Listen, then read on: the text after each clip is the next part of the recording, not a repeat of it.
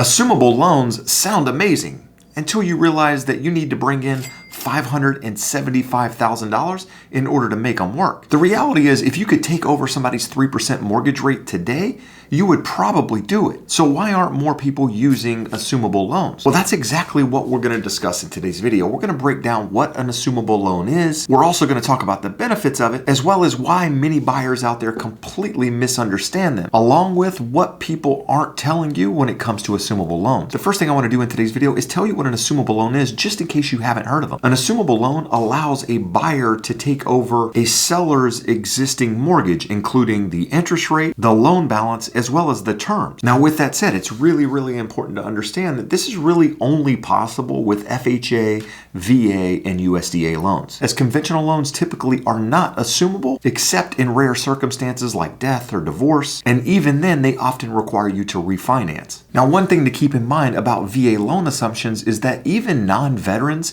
can assume a VA loan. But here's the caveat: the seller loses their entire entitlement unless the buyer is also a veteran and substitutes theirs. So with that, I want to bust a myth right off to start with, in that all loans are assumable, and the truth is they're not. Only specific government-backed loans actually qualify. But here's what you really need to know when it comes to assumable loans, and the main reason that most people don't qualify when trying to assume someone else's mortgage. And that's that you need to bring cash or secure financing that covers the gap between the seller's loan balance and the price you're paying for that home. And with that, I want to walk you through a quick example of a property that's in Placer County that has a VA assumable loan on it. In the case of this property, the listing price for this home is $1,575,000. And when the seller bought this home, they were able to get a VA loan at 3%, which currently has a $1 million balance. Whereas the current market rates today for that same property would be somewhere around 7%, which means by assuming this property, you're saving almost $2,500 a month, $2,436 to be exact, which if you're looking at yearly savings, that's almost $30,000 in savings by assuming that 3% mortgage. So in the case that you were looking to buy this exact property and you could take over that 3% mortgage, wouldn't you do it? And the easy answer is yes, until you realize that you actually need to come up with around $575,000 in either cash or secondary financing in order to buy this home. And that's the problem that most people out there aren't talking about when it comes to assumable loans. The reality is many people that have these lower mortgage rates bought when homes were 20, 30, sometimes 40% less expensive than they are today, which in turn means a lot of these people have equity in their homes. And I don't know about you, but I don't know any sellers who are willing to forego equity in order to just sell their home, which basically means if you're looking to buy one of these homes, you have to come up with the difference between what the seller currently owes versus the purchase price that you're willing to pay for this home.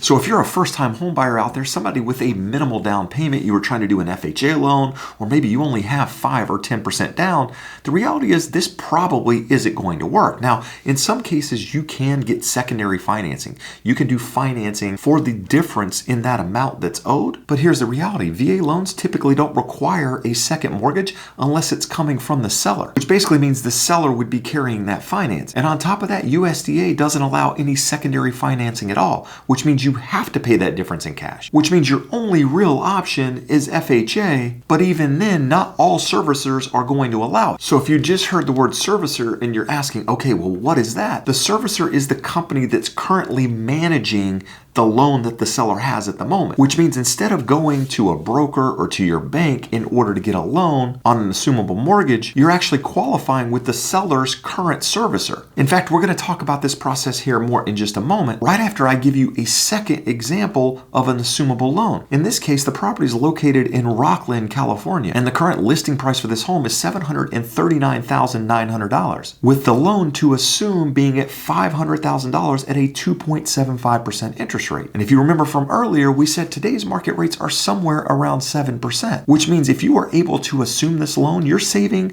around $1,300 a month, $1,286, or $15,432 per year. But here's the caveat: just like the first example we used, you're going to have to come up with $239,800 in order to assume this property. And that's because the seller only owes $500,000 on the home, where it's worth $700,000. $139,000. And as we discussed, the seller's not just going to give away their equity, which means you're going to have to come in with that difference. But I want to take a minute here and actually talk about how this process works, how you would go through the process if you were looking to assume someone's loan. And I also want to talk about the differences between the traditional loan process and the assumable loan process. But before we do that, I'd like to take a minute and ask a favor. If you find any value in my videos at all, do me a favor and hit that thumbs up. And if you find value in mortgage content, you want to stay updated with everything that's going on, do me a favor and subscribe to the channel. So the very first thing you need to do if you're looking to assume someone's loan is you need to identify whether or not that property has an FHA, VA, or USDA loan on it. Now, unfortunately, this isn't really an easy process. Now, there are some websites out there that aggregate some of this data, and they've created and built websites around assumable loans so that you can go there and find all of the properties that are assumable. Now, here's the thing. Some of these websites are actually charging you access.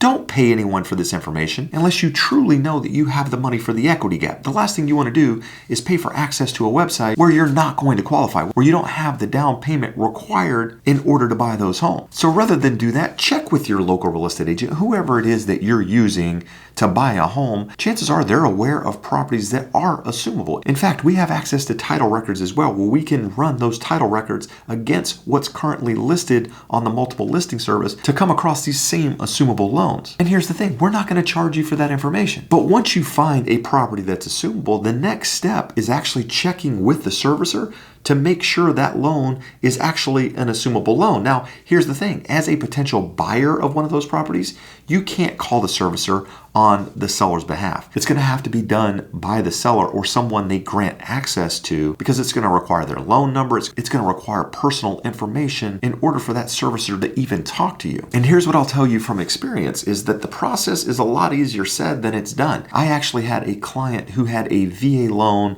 about a year ago that was an assumable loan, and I was able to call on his behalf and talk with his lender. Well, after getting transferred to 2 to 3 to 4 different people, I was finally able to get someone on the phone that understood exactly what I was asking for. And then they were able to point me to their website that I had to go download some information that the seller had to fill out and provide to any potential buyers who were looking to assume that loan. And that's where we come into the next step, that you actually have to apply with that lender, with that servicer, and qualify just like any other mortgage out there. But here's something to note, that even though a seller agrees to accept your offer, doesn't mean that the servicer is going to approve you to buy that home. I think it's really, really important to go through the pre-approval process before you ever try to find an assumable loan, just to make sure you qualify, to understand how much you're qualified up to. That way you're not wasting time trying to find an assumable loan, going through the process and applying with the servicer only to find out that you don't actually qualify to buy a home. So make sure you're going through that pre-approval process up front. Now, if you're watching this, you're not sure where to start, my team and I have helped hundreds of people here on YouTube, and we'd love to help you too. You can get in touch with us using that link in the description of the video. Now, with that said, another thing to note about assumptions is they can take 60 to 90 days in some cases to get approved. And with that, not all servicers are easy to work with. Some of these people are difficult. They're people in a call center. You're not dealing with an expert. You're not dealing with a mortgage professional. You're typically dealing with somebody who's taking information, passing it along to someone else, and the person you're talking to is not really a decision maker, which in some cases can make assumptions way harder than they should be. So when it comes to the differences between a traditional loan and an assumable loan, when it comes to applying for that loan, if you're going with a traditional loan, then you're just going to apply with a broker or a bank or a credit union or whoever you want to get your mortgage through. Whereas when you're applying for an assumable loan, you have to use that servicer. And when it comes to credit, both are going to look at your credit the same way. You're going to have to get a credit check whether you're using a traditional loan or whether you're getting the loan from a servicer. On top of that, your debt to income ratio is going to have to meet the lender guidelines. So it doesn't matter if it's traditional or whether you're going the assumable loan process, the lender is going to look at your debt to income. Now, one of the key differences is when it comes to the appraisal. Appraisal is going to be required in most cases when you're going through the traditional loan process, whereas when you're assuming a loan, the servicer typically isn't going to require an appraisal. On top of that, when you're going the traditional route, you're getting today's interest rates. And that's the primary reason that people are looking at assumable loans, is because the interest rates are much less on many of these loans where people purchased between 2020 and 2022, which means in the case of an assumable loan, the buyer is taking over the seller's rate. When it comes to down payment on traditional loans, it's based off the loan program. So FHA requires at least 3.5% down, whereas conventional somewhere between 3 and 5%. USDA USDA and VA don't have a down payment requirement. So in those cases, you're coming in with no money down. But that's the biggest difference really when it comes to assuming a loan, is that the buyer pays the difference between the purchase price and the seller's current balance. But with that, if you are somebody that plans on getting an assumable loan or taking over an assumable loan, and you need to get a second mortgage in order to cover that equity gap, you just have to keep in mind that second loans must be acceptable to the servicer. If the servicer doesn't allow it, then you're not able to get that second loan, which means you're only going to be able to come in with cash. And that's why in all of the examples that I've ever seen where somebody's assumed a loan, they've been one of those buyers that had the large down payment to begin with. They were already planning on putting 20, 30, 40, 50% down when buying a home, and they happened to come across a property that had an assumable loan where their down payment was already going to cover that equity gap. And that's because if sellers have a lot of appreciation, which many of them do because they purchased before home prices went crazy. So if I were a buyer out there in today's market and I had less than 20% down, I probably wouldn't even try to find an assumable loan. I would probably go the traditional route because honestly, I think you would waste more time trying to find the right property with the right mortgage, which is honestly like finding a needle in a haystack. Because while there are a lot of properties out there that have assumable loans, how many of those properties that have assumable loans are actually in neighborhoods that you want to live, that are in the school district that you want to be in, that have the number of bedrooms, the location, all of those things, the upgrades, everything you want in a home. So not only do you have to find a property that has the right loan type, you then have to make sure it matches what you want in your home. So while there are a lot of people out there on the internet talking about defaults and people, having assumable loans and how you should take over them, the reality is most people are not going to qualify. And while these can be a hidden gem in today's markets, because that's really the only way you're going to get a sub 4% interest rate in today's market, just make sure you're going through the pre-approval process up front. You're working with a real estate agent that understands these so they can help guide you through the process. Now, if you're watching this again, you're not sure where to start, do me a favor and click that link in the description. Now, do me a favor and drop a comment below if you thought assumable loans were going to be way better than what I described in today's video. Now, if you are somebody watching this and you do plan on buying a home, but you don't have the money to cover that equity gap, in fact, you only have a minimal down payment and you're wondering how to buy a home, do me a favor and check out this video here.